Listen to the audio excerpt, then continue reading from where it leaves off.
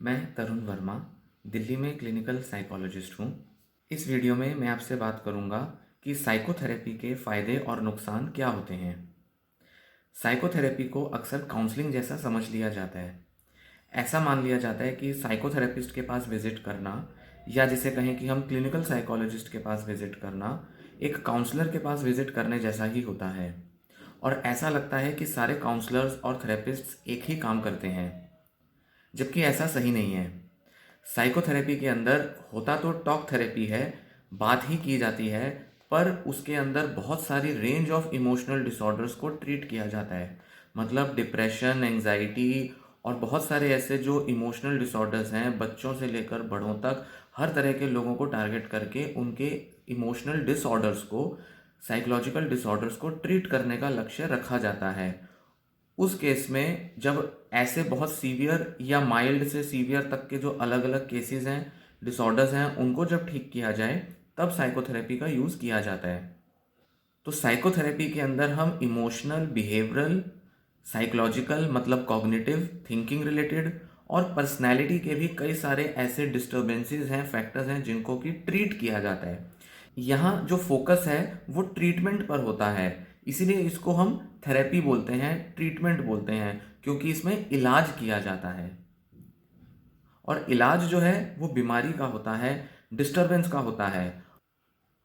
और क्योंकि बीमारी का इलाज किया जा रहा है, इस वजह से इसमें जो टाइम है वह भी ज़्यादा लगता है। तो ये जो साइकोथेरेपी है, इसमें सिर्फ आपको बात नहीं करनी होती। बात करने से ज़्यादा ज़रूरी होता है थेरेपिस्ट के साथ अपना एक रिलेशनशिप बनाना। थेरेपिस्ट के साथ जब आप वर्क करते हो एक साइकोथेरेपी के पूरे प्रोसेस में, तो आप थेरेपिस्ट के साथ एक रिलेशनशिप बनाते हो, थेरेपिस्ट के ऊपर अपना ट्रस्ट डेवलप करते हो। आप कई सारी अपॉइंटमेंट्स लेकर थेरेपिस्ट के साथ जब आप रेगुलर मिलते हो, थेरेपिस्ट के पास जब आप रेगुलर विजिट्स देते हो, तो उस बीच आप बहुत सारी कॉम्प्लेक्स प्रोसेस के थ्रू गुजरते हो। कॉम्प्लेक्स प्रोसेस का मतलब क्या हुआ कि इसमें आपको थेरेपी के गोल्स रखने पड़ते हैं। थेरेपी में सिर्फ आप बात नहीं कर रहे हैं, मैं फिर बता रहा हूँ। थेरेपी में आप गोल्स रखते हैं कि किन चीज़ों पर आपको वर्क करना है, किस तरह से वर्क करना है। आप स्ट्रेटजी पर वर्क करना शुरू करते हो। फिर उसके अंदर आप ना ही केवल अपने कुछ टास्क पूरे करने की तरफ आगे बढ़ते हो, आप कहीं ना कहीं सेल्फ अंडरस्टैंडिंग का भी एक पूरा प्रोसेस है जिसके थ्रू गुजरते हो। तो थेरेपी का जो ब्रॉडर पर्सपेक्टिव, ब्रॉडर गोल होता है, वो होता है बिहेवियरल इमोशनल चेंज तो है, साथ ही साथ सेल्फ अंडरस्टैंडिंग, सेल्फ डेवलपमेंट भी होता है। बहुत सारी इंसाइट्स हैं जो अपनी पर्सनैलिटी और अपने नेचर में डेवलप करनी होती हैं साइकोथेरेपी के दौरान। इसलिए कई लोग जब पूछते हैं कि साइकोथेरेपी का ये प्रोसेस कितना टाइम लेगा, ये बताना बहुत मुश्किल होता है, क्योंकि सेल्फ अंडरस्टैंडिंग कोई 4 या 10 सेशन का काम नहीं होता है। और बिना सेल्फ अंडरस्टैंडिंग लिए कई बार थेरेपी पूरी तरह से हो भी नहीं पाती है। तो थेरेपी एक बहुत ज़्यादा एनर्जी, बहुत ज़्यादा टाइम इन्वॉल्व करने वाला प्रोसेस है। ये ऐसा नहीं है कि आप बस डॉक्टर के पास विजिट करते हैं, मिलकर आ जाते हैं और अपनी लाइफ में वैसा का वैसा बिजी हो जाते हैं। ऐसा नहीं है। थेरेपी एक इंटरवेंशन है, वो आपकी लाइफ में इंटरफेयर करेगी, मतलब उसको बेहतर करने के लिए इंटरफेयर करेगी, क्योंकि बिना इंटरफेयर किए थेरेपी आपके अंदर बदलाव नहीं ला पाएगी। इंटरफेयर करने का मतलब ये नहीं है कि वो परेशान करेगी। इंटरफेयर का मतलब है अच्छी चीज़ के लिए, हेल्दी चीज़ के लिए, बेहतर बनाने के लिए आपकी लाइफ में छेड़छाड़ करेगी। तो आपका जो रिजिड और जो कंफर्ट जोन में रहने वाला जो लाइफस्टाइल है, उसको बदलने की कोशिश करेगी साइकोथेरेपी। तो साइकोथेरेपी लेना सिर्फ बात करना नहीं होता। आप सिर्फ टॉक थेरेपी में काउंसलिंग की तरह केवल बात नहीं कर रहे हैं अपने थेरेपिस्ट या साइकोलॉजिस्ट से, मैं कहूँगा। तो काउंसलर जो है वो थेरेपिस्ट नहीं होता है। थेरेपिस्ट वो होते हैं जो क्लिनिकल साइकोलॉजिस्ट होते हैं। पूरी दुनिया भर में कुछ ही लोगों को साइकोथेरेपी करने का एक लाइसेंस मिला होता है, या जिसे कहें कि किसी ऑथोराइज्ड बॉडी के थ्रू वो रजिस्टर करते हैं। जैसे इंडिया में RCI के अंडर रजिस्टर्ड होते हैं क्लिनिकल साइकोलॉजिस्ट। केवल वही साइकोथेरेपी दे सकते हैं, वही लोग ट्रेंड होते हैं साइकोथेरेपी देने के लिए। साइकोथेरेपी आमतौर पर तो डिप्रेशन, एंजाइटी जैसी बीमारियों को ट्रीट करने में यूज़ किया जाता है, क्योंकि ये बीमारियां ज़्यादा कॉमन हैं। या जैसे OCD या स्किज़ोफ्रेनिया या एडिक्शन के जो पेशेंट होते हैं, उनको ट्रीट करने में यूज़ की जाती है साइकोथेरेपी आमतौर पे। पर एडल्ट्स के अलावा अगर हम बच्चों में देखें तो ADHD, ऑटिज्म, लर्निंग डिसेबिलिटी या learning disorder oppositional defined disorder, ऐसे कई सारे डिसऑर्डर्स हैं जिनके ट्रीटमेंट में साइकोथेरेपी इक्वली इम्प्लीमेंट की जाती है। तो एडल्ट हों या बच्चे हों, अलग अलग ग्रुप, अलग अलग कैटेगरी जो है लोगों की, उनके ऊपर साइकोथेरेपी की जाती है, क्योंकि साइकोथेरेपी की अलग अलग फॉर्म्स होती हैं। तो बच्चों पर बिहेवियर थेरेपी ज़्यादा यूज़ की जाती है, एडल्ट्स पर कॉग्निटिव थेरेपी या डायलैक्टिकल बिहेवियर थेरेपी ज़्यादा अप्लाई की जाती है, या साइको एनालिटिक थेरेपी भी यूज़ की जाती है। तो अलग अलग फॉर्म्स हैं साइकोथेरेपी के जो कि क्लिनिकल साइकोलॉजिस्ट इम्प्लीमेंट करते हैं, यूज़ करते हैं। पर यहाँ एक बात देखने की है, जैसा कि मैंने इस वीडियो के टाइटल में बताया कि साइकोथेरेपी के कुछ एडवांटेजेस, कुछ डिसएडवांटेजेस हैं। जैसे कोई भी मेडिकल ट्रीटमेंट होता है, उसके कुछ फायदे कुछ नुकसान होते हैं, उसी तरीके से साइकोथेरेपी के कुछ फायदे और नुकसान भी हैं। हम इन पर आज बात करेंगे। पहले हम बात करते हैं एडवांटेजेस की। फायदे क्या हैं साइकोथेरेपी के? सबसे मेन जो फायदा होता है साइकोथेरेपी का, वो ये कि इसके कोई साइड इफेक्ट्स नहीं होते, या ये कहें कि ना के बराबर साइड इफेक्ट्स होते हैं, जो कि देखने में भी नहीं आ पाते ज़्यादा। मेडिसिन के साइड इफेक्ट्स बहुत होते हैं, जैसा कि ज़्यादातर लोग जानते हैं, समझते हैं, एक्सपीरियंस भी कर चुके होते हैं, या कई लोगों में केवल डर होता है साइड इफेक्ट्स का, वो भी एक बात है, पर वो अलग बात है, उसके बारे में कभी और बात करूंगा। तो मेडिसिन साइड इफेक्ट्स लाती है हर दवा के, वो कोई छोटी से छोटी प्रॉब्लम से लेकर कोई बड़ी से बड़ी साइकोलॉजिकल डिसऑर्डर तक भी जो भी दवा दी जा रही है, उसके कुछ साइड इफेक्ट्स तो आएंगे। तो ज़्यादातर लोग मेडिसिन नहीं लेना चाहते उसके साइड इफेक्ट्स की वजह से, तो ऐसे में लोग साइकोथेरेपी लेना पसंद भी करते हैं। तो ये अच्छी बात है कि साइकोथेरेपी जो है वो कोई साइड इफेक्ट्स नहीं लेकर आएगी। ज़्यादा से ज़्यादा ये होता है कि मेडिसिन जैसे कोई इफेक्टिव होती है, कोई इफेक्टिव नहीं होती है, उसी तरीके से साइकोथेरेपी किसी केस के साथ इफेक्टिव ज़्यादा होगी, किसी केस के साथ इफेक्टिव कम होगी। तो ऐसे में थेरेपिस्ट बदला जा सकता है, पर ओवरऑल साइकोथेरेपी के साइड इफेक्ट्स नहीं होते। वे लोग जिन्होंने दवाओं पर कोई रिस्पॉन्स नहीं दिया होता, या जिसे कहें कि लंबे टाइम तक दवा लेते हुए भी उन पर कोई असर नहीं आ रहा होता, वे लोग अगर साइकोथेरेपी लें तो अक्सर उन पर ज़्यादा अच्छे असर आते हैं, ज़्यादा लंबे टाइम तक रहने वाले असर आ पाते हैं। तो बहुत से लोग जो मुझे भी विजिट करते हैं, वे अक्सर वो होते हैं जिन्होंने काफ़ी टाइम तक किसी ना किसी तरह का ट्रीटमेंट लिया है, पर वो ट्रीटमेंट्स, मतलब मेडिकल ट्रीटमेंट्स, मेडिसिन्स, वो मेडिसिन्स इफेक्टिव नहीं रही, और इफेक्टिव ना होने की वजह से वे साइकोथेरेपी लेने का डिसीजन ले रहे हैं या प्लान कर रहे हैं। तो ऐसे लोग साइकोथेरेपी लंबे टाइम तक ले भी पाते हैं, क्योंकि उनका अनुभव है कि दवाएं तो काम करेंगी नहीं इससे ज़्यादा, और साथ ही साथ जब वो लेने लगते हैं तो उसके फायदे भी उन्हें ज़्यादा अच्छे से देखने में आने लगते हैं। तो साइकोथेरेपी फायदे ले आता है उन लोगों पर भी जिन पर दवाएं काम नहीं कर रही, या वे लोग जो साइड इफेक्ट्स की वजह से, मेडिसिन के साइड इफेक्ट्स की वजह से दवाएं लेना नहीं चाहते, तो वो लोग भी साइकोथेरेपी से इक्वल बेनिफिट्स या बेटर बेनिफिट्स ले पाते हैं। उनको भी रिकवरी जो है वो देखने में आती है अपनी जिस भी बीमारी के लिए वो ट्रीटमेंट ले रहे हो। अब हम बात करेंगे कि डिसएडवांटेज क्या होती है साइकोथेरेपी की। सबसे बड़ी डिसएडवांटेज, नुकसान है साइकोथेरेपी का, कि वो समय बहुत लेती है। कई बार कई महीने लग जाते हैं थोड़ा सा चेंज लाने में भी। अक्सर जब लोग विजिट करते हैं किसी भी डॉक्टर या थेरेपिस्ट के पास, तो वो उम्मीद करते हैं कि 2-4 सेशन में उनमें बहुत बड़ा बदलाव आ जाना चाहिए था, या कुछ तो बदलाव देखने में आना चाहिए था। और फैक्ट ये है कि 3-4 सेशन तक तो हम सिर्फ बेसिक डिटेल्स ही ले रहे होते हैं, पेशेंट को जानने की कोशिश ही कर रहे होते हैं। अगर साइकोलॉजिकल टेस्ट भी कर लें तो भी वो साइकोलॉजिकल टेस्ट एक लिमिट से ज़्यादा हमें पेशेंट के बारे में कोई जानकारी दे ही नहीं पाते। तो ऐसे में हमें एक्सपेक्ट ये करना चाहिए कि कम से कम 1 महीने तक तो हमें बहुत ज़्यादा चेंज की उम्मीद लगानी ही नहीं चाहिए। पर आमतौर पे जब हम डॉक्टर के पास विजिट करते हैं तो हम इस सोच के साथ नहीं जाते। हम ये नहीं सोचते कि महीना भर तो हम बस ऐसे ही जाएंगे और डॉक्टर से बात करके आ जाएंगे। यही वजह होती है कि जब डॉक्टर के पास, थेरेपिस्ट के पास जब जाया जाता है, तो पेशेंट जो होता है वो 2 सेशन बाद ही ये डिसीजन ले लेता है कि वहाँ तो बस बात हो रही है, कुछ फ़र्क तो मुझे आ नहीं रहा है। जबकि थेरेपी में तो ऐसा दावा किया ही नहीं जा रहा कि 2 सेशन में या 3 सेशन में हम बदलाव ले आएंगे। दवाएं फिर भी किसी किसी केस में वो दावा कर सकती हैं, हालांकि सभी दवाएं जो है वो 2-4 दिन के अंदर या 2-4 हफ्ते के अंदर इफेक्ट ले आए, ऐसा दवाओं के मामले में भी नहीं होता। एंटी डिप्रेसेंट दवाएं जो होती हैं वो भी कम से कम 4-6 हफ्ते ले लेती हैं कई बार अपना असर शुरू करने में।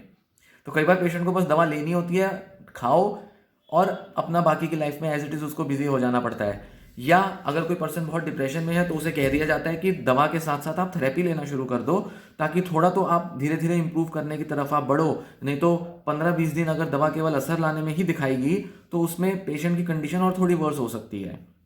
तो इसलिए दवा में भी ये चीज़ कह दी जाती है कि थेरेपी या काउंसलिंग लेना आप शुरू करें ताकि धीरे धीरे धीरे आप रिकवरी की तरफ आगे बढ़ पाएं।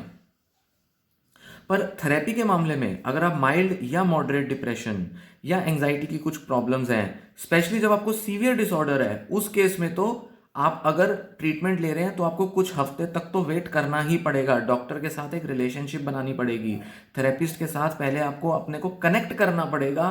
कनेक्ट करेंगे, जानेंगे थेरेपिस्ट को, थेरेपिस्ट के साथ अपनी इंफॉर्मेशन शेयर करेंगे, थेरेपिस्ट के साथ अपना एक रिलेशनशिप, अपना एक कनेक्शन, अपनी एक ट्यूनिंग बिठाएंगे, तब जाकर धीरे धीरे धीरे आपकी थेरेपी जो है वो सक्सेसफुल होनी शुरू हो जाएगी। तब धीरे धीरे आपको रिजल्ट्स ज़्यादा अच्छे देखने में आएंगे। तो अक्सर थेरेपिस्ट क्या करते हैं, शुरू शुरू में रिलैक्सेशन थेरेपी या कुछ ऐसी सिंपल एफर्मेशन एक्सरसाइजेज वगैरह सिखा देते हैं या रिकमेंड कर देते हैं। तो पेशेंट जो होता है वो सोचता है कि ये सब तो मैं पहले भी करता था या मैं कर चुकी हूँ, इसका मुझे असर नहीं आया, या इससे क्या होगा, ये थोड़ी ना थेरेपी है, ये तो मैं खुद भी कर सकती हूँ या कर सकता हूँ। पॉइंट ये नहीं है। पॉइंट ये है कि थेरेपिस्ट आपको शुरू शुरू में किसी तरह से कोप करना सिखाता है, आपको प्रॉब्लम को हैंडल करना सिखाता है। धीरे धीरे धीरे बिहेवियर और कॉग्निटिव थेरेपी शुरू होती है। शुरुआत में तो वो केवल कोपिंग स्ट्रेटेजीज बता रहा है आपको, क्योंकि आपके जो एंजाइटी है, डिप्रेशन है, वो इतना सीवियर हो सकता है कि उसको मैनेज करने के लिए पहले आपको जस्ट एक छोटा मोटा एडजस्टमेंट या चेंज लाने के लिए वो बोलेगा, या कुछ छोटी मोटी एक्टिविटी करने के लिए बोलेगा, क्योंकि वो भी जानता है कि आप थोड़ी सी ही चीज़ें अभी कर पाओगे, ज़्यादा चीज़ें आप कर भी नहीं पाओगे कुछ। तो धीरे धीरे जब आपका थेरेपी चलती जाएगी, आपको वो और चीज़ें डिस्कस करेगा, और बड़े सारे आपके साथ प्रिंसिपल्स और कॉन्सेप्ट्स डिस्कस करेगा, आपकी प्रॉब्लम को और ज़्यादा डीप में जाकर सुनेगा, समझेगा, तब जाकर धीरे धीरे बदलाव जो है वो आने शुरू होंगे, आप बदलावों को देखेंगे। तो कुछ डॉक्टर्स ये दावे करते हैं कि मैं 1 महीने में प्रॉब्लम ठीक कर दूंगा, या मैं थेरेपिस्ट कहता है कि भाई मैं 5 सेशन में 10 सेशन में ट्रीटमेंट कर दूंगा। वो लोग सिर्फ पैसा कमाने के लिए सिर्फ आपको बेवकूफ़ बनाने का काम कर रहे हैं। एक्चुअल थेरेपी इतनी फास्ट, इतनी जल्दी, इतनी तेज़ी से काम करती ही नहीं है। हाँ, 2-3 महीने में आप बहुत बेटर हो जाओगे, इसके दावे किए जा सकते हैं। कई केसेस में ये क्लेम तो किया इजीली जा सकता है, जैसे डिप्रेशन या एंजाइटी के जो डिसऑर्डर्स होते हैं उनमें। और यह केवल माइल्ड और मॉडरेट के केस में ही किए जा सकते हैं। सीवियर वाले केस में तो वो भी आपको दावा बहुत अच्छे से सटीक तरीके से नहीं किया जा सकता। तो डॉक्टर्स की, थेरेपिस्ट की लिमिटेशंस हैं, मेडिसिन की भी लिमिटेशंस हैं, थेरेपी प्रोसेस की भी एक लिमिटेशन होती है। इस वजह से थेरेपी जो है वो थोड़ा लंबा समय लेता है, थोड़ा देरी से असर लाता है, पर लाता बहुत अच्छे असर है और लंबे समय तक बनने वाले असर लाता है। शॉर्ट टर्म चेंजेस नहीं लाता। मेडिसिन लेंगे ठीक हो जाएंगे, मेडिसिन छोड़ेंगे फिर से सिम्टम वापस लौट सकते हैं। ये काफ़ी संभावनाएं होती हैं, कई सारे लोगों के साथ ये संभावनाएं होती हैं। पर थेरेपी अगर आप एक बार ढंग से ले लेंगे, उस दौर से गुजर जाएंगे, तो उस प्रॉब्लम के या उन सिम्टम्स के रिटर्न करने के चांस बहुत कम हो जाते हैं, रिलैप्स के चांस कम हो जाते हैं। हालांकि बहुत सारे मेडिकल ट्रीटमेंट्स भी हैं जिनमें दोबारा रिलैप्स कई बार होता नहीं है या बहुत देरी से होता है। तो ऐसा नहीं कि केवल साइकोथेरेपी ही है जो रिलैप्स को प्रिवेंट करेगी, मेडिसिन भी करती हैं, पर साइकोथेरेपी से कई बार ये जो रिलैप्स के चांस हैं, खासकर माइल्ड मॉडरेट केसेस में, वो ना के बराबर हो जाते हैं। एक और चीज़ ध्यान रखने की है कि जिन लोगों को सीवियर डिसऑर्डर्स हैं, मतलब डिप्रेशन या एंजाइटी के, उन पर सिर्फ साइकोथेरेपी वर्क नहीं करेगी, उनको मेडिसिन लेनी ही पड़ेगी। माइल्ड और मॉडरेट लेवल के जो केसेस होते हैं उनमें तो सिर्फ साइकोथेरेपी भी वर्क कर सकती है, सिर्फ मेडिसिन भी वर्क कर जाती है कई मामलों में। पर सीवियर केसेस में सिर्फ थेरेपी वर्क नहीं करती, वहां मेडिसिन भी लेनी पड़ती है। ऐसा नहीं है मेडिसिन ही लेनी पड़ेगी, मेडिसिन भी लेनी पड़ेगी, दोनों का कॉम्बिनेशन ही वर्क करेगा। इसलिए साइकोथेरेपी की सक्सेस अगर आप अचीव करना चाहते हैं तो सबसे पहले आपको सही थेरेपिस्ट ढूंढना है या ढूंढनी है, सही थेरेपिस्ट के साथ अपनी रिलेशनशिप बनानी है, कनेक्शन इस्टेब्लिश करना है, फिर उसे मानकर चलना है कि थोड़े लंबे समय तक आपको थेरेपी लेते ही रहना पड़ेगा। ये मानकर चलना है आपको, कई मामलों में ये सोचना, इस तरह से अप्रोच करना ही ज़रूरी होता है।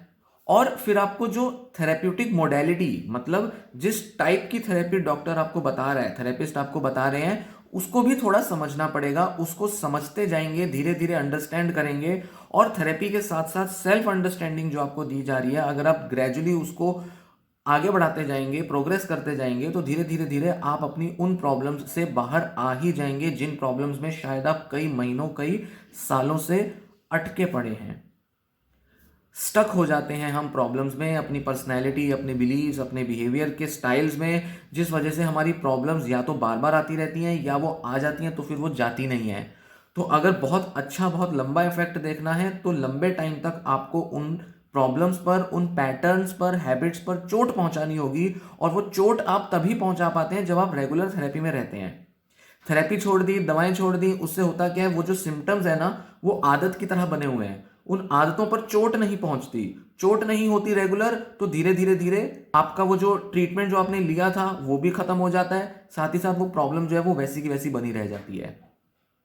तो प्रॉब्लम्स जो है वो एक तरीके की हैबिट की तरह है, उस पर रेगुलर थोड़ी थोड़ी चोट करके आप उसको दूर करेंगे। ये तभी संभव हो पाता है जब आप रेगुलर थेरेपी में रहते हैं, जब आप लंबे टाइम तक थेरेपी में रहकर अपने को अंडरस्टैंड करना चाहते हैं और धीरे धीरे खुद को समझकर मॉडिफाई करते हैं, बदलते हैं।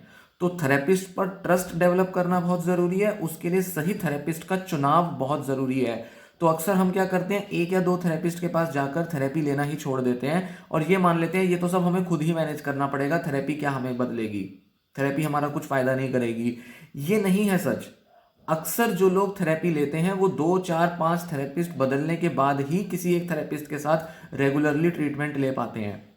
अगर आप लकी हैं तो पहले दूसरे केस में ही काम बन जाएगा, पर मेजॉरिटी जो है, ज़्यादातर लोग जो हैं वो धीरे धीरे धीरे ही थेरेपिस्ट को अपने सर्च कर पाते हैं, कई सारे थेरेपिस्ट के पास जाकर ही वो सही थेरेपिस्ट ढूंढ पाते हैं। ये बहुत रैंडम प्रोसेस है, कहीं किसी के रिव्यू पढ़ लेने से, कहीं किसी की बड़ी अच्छी वेबसाइट देख लेने से या किसी की बहुत अच्छी यूट्यूब वीडियोस देख लेने से काम नहीं बनेगा। कुछ क्लाइंट्स ही ऐसे होते हैं जो कंपैटिबिलिटी, ट्यूनिंग बिठा पाते हैं और जब लंबे टाइम तक थेरेपी चलती है तो उनमें बहुत अच्छे और बहुत बड़े बदलाव देखने में भी आते हैं। हालांकि सारे पेशेंट ऐसे नहीं होते हैं, कुछ क्लाइंट्स के लिए शॉर्ट टर्म थेरेपी काम कर जाती है, पर आमतौर पर ज़्यादातर केसेस में लंबे टाइम तक थेरेपी लेनी ज़रूरी होती है। ये सभी थेरेपिस्ट्स का एक्सपीरियंस होता है कि जब पेशेंट हमारे अंदर वो एक एप्रोप्रिएट थेरेपिस्ट ढूंढ लेता है या ढूंढ लेती है तो उनका जो वर्क करने की जो मोटिवेशन है वो ज़्यादा होती है। तो मोटिवेशन अच्छी तभी होती है जब हम अपने मन मुताबिक या अपनी जिसके साथ रिलेशनशिप अच्छी बन सके वैसा थेरेपिस्ट ढूंढ लें या वो मिल जाए हमें। सो इसलिए हताश नहीं होना। जैसे दवाइयाँ कई बार इमीडिएटली वर्क नहीं करती, कुछ कुछ दवाइयाँ भी बदलनी पड़ती हैं कि ये वर्क नहीं कर रही तो चलो दूसरी दे देते हैं, इस डॉक्टर की वर्क नहीं कर रही तो दूसरे की ले लेते हैं। उस तरह से थेरेपिस्ट के साथ भी ये होता है कि एक थेरेपिस्ट के साथ काम नहीं बन रहा तो दूसरे के साथ काम बना लेते हैं, मतलब हम कोई असर ले आएंगे। अब यही एक डिसएडवांटेज है थेरेपी की कि वो ऐसा करने में भी लंबा टाइम लग जाता है। दवाइयों में तो फिर भी आप शायद हफ्ते भर में डिसीजन ले लेंगे कि काम कर रही है नहीं कर रही है, जो कि अगेन मैं बता रहा हूं कि वो सही डिसीजन नहीं है। दवाओं में भी काफ़ी समय लगता है ये जज करने के लिए कि दवा वर्क कर रही है नहीं कर रही है, पर थेरेपी के मामले में तब तक काफ़ी टाइम निकल जाता है। और बहुत सारे लोगों को जो एक प्रॉब्लम होती है वो ये, और जो इसकी मेजर डिसएडवांटेज भी है, कि थेरेपी कॉस्टली बहुत होती है। क्योंकि अगर आप सरकारी हॉस्पिटल जाएंगे वहां पर डॉक्टर के पास इतने सारे पेशेंट होंगे, वो आपको सही टाइम नहीं दे पाएंगे, सही अटेंशन नहीं दे पाएंगे, जल्दी जल्दी काम कर रहे होंगे, या अगर दे भी देंगे तो कहीं ना कहीं वहाँ क्वालिटी में फ़र्क आएगा। प्राइवेट में जाते हैं तो वहाँ आपको डॉक्टर टाइम तो पूरा देता है, आपको थेरेपी में पूरा इन्वॉल्व करने की कोशिश करता है, पर वहाँ पर फिर खर्चा बहुत आता है। तो अगर आप खर्चा करने को तैयार हैं, अगर आप अच्छी थेरेपी लेने को तैयार हैं, तो आप अपना सही थेरेपिस्ट ढूंढें। भले ही आपको थोड़ा ट्रायल एंड एरर करना पड़े, पर जब आपको सही थेरेपिस्ट मिल जाए तो रेगुलर उससे थेरेपी लें। बहुत सारी प्रॉब्लम्स दूर हो जाएंगी आपकी जब आप रेगुलर थेरेपी लेंगे। ये वीडियो मैं यहीं समाप्त करता हूँ। उम्मीद है ये जानकारी आपको पसंद आएगी और आप भी थेरेपी के फ़ायदे और नुकसान समझ के थेरेपी लेना चाहेंगे, या थेरेपी ले रहे हैं तो आपको समझ आएगा कि क्या फ़ायदे नुकसान होते हैं इसके, और साथ ही साथ आप एक सही थेरेपिस्ट की मदद से अपना इलाज करा पाएंगे और मोटिवेटेड होकर आप ट्रीटमेंट को रेगुलरली कंटिन्यू कर पाएंगे, ले पाएंगे।